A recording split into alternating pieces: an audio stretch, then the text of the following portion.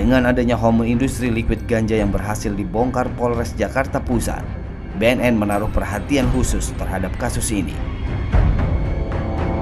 Bagi BNN, saat ini motivasi para pengguna narkotika ataupun bandar narkotika mengikuti teknologi yang sudah berkembang sekarang. Tentu semuanya itu dilakukan hanya untuk mengelabui petugas. Perkembangan teknologi itu akan juga mempengaruhi terhadap peredaran gelap narkotika. Ya. Jadi banyak jenis narkoba baru yang disebut NPS, tapi juga banyak narkoba jenis lama tapi dalam bentuk baru. Gitu. Jadi ada sabu cair, ada, ya kan, ada ganja cair, ya, dan lain-lain. Ya. Itu yang kita saat ini cermati, ya, kita awasi.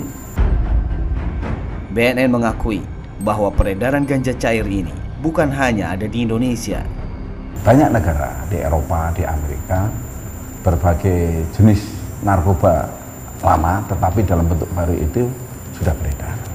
Tentu saja kita harus mencermati, ya, dan kita mencoba selalu berinovasi dalam arti membaca pikiran daripada para bandar-bandar tersebut. Ya.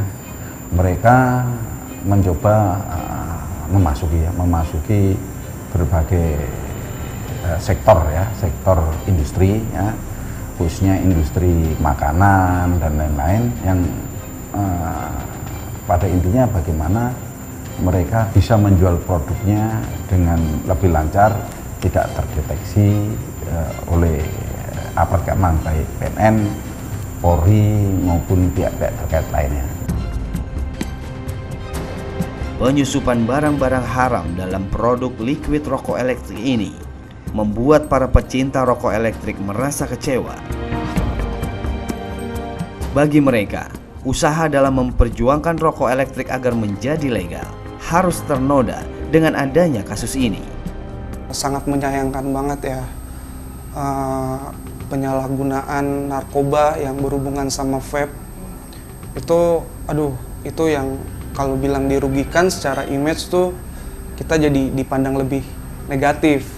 Padahal vape itu sendiri setahun belakangan ini udah legal di Indonesia.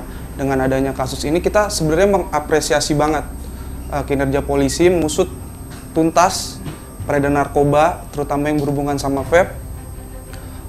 Dan kita sendiri sebagai pengguna vape itu kita bukan pemakai narkoba, dan vape itu bukan narkoba. Bahkan para pelaku usaha rokok elektrik ini pun juga ikut menyayangkan beredarnya ganja cair ini. Kalau dirugikan sih pasti, ya, karena kita kan di bidang retail untuk vape, ya.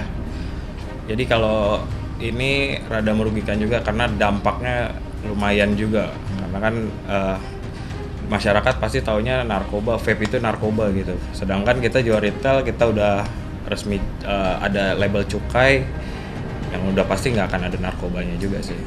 Susah-susah gampang sih, ya. Kadang ada orang yang langsung mengerti, ada yang enggak gitu. Jadi edukasinya kita sebagai toko retail sebaik mungkin kita kasih edukasinya untuk biar nggak salah guna gitu, nggak salah penggunaannya. Ngelihatnya sih kayak lumayan ironis, ya. Jadi kayak kita para vapers yang tadinya benar-benar merangin vape buat legal aja di Indonesia itu susah. Ketika udah legal, kenapa kayak ada oknum-oknum tertentu yang kayak buat kita tuh, oh jadi nama kita ngambil jelek lagi. Sedangkan kita aja memperjuangkan itu susah payah kan. Jadi ya bagi gue kalau secara materi sih yang para vapers yang nggak bakal dirugikan. Tapi kalau yang secara image kita di masyarakat awam umum itu kita kayak, kayak kelihatannya kayak, ini orang nge-vape jadi kayak pakai narkoba gitu kan. Edukasinya ya jadi kayak kita para vapers kalau lagi ngumpul bareng sharing aja kayak tentang bener-bener gimana sih yang cara nge-vape yang baik gitu, cara nge-vape yang baik, cara nge-vape yang benar, dan cara nge-vape yang terhindar dari narkoba kayak gitu.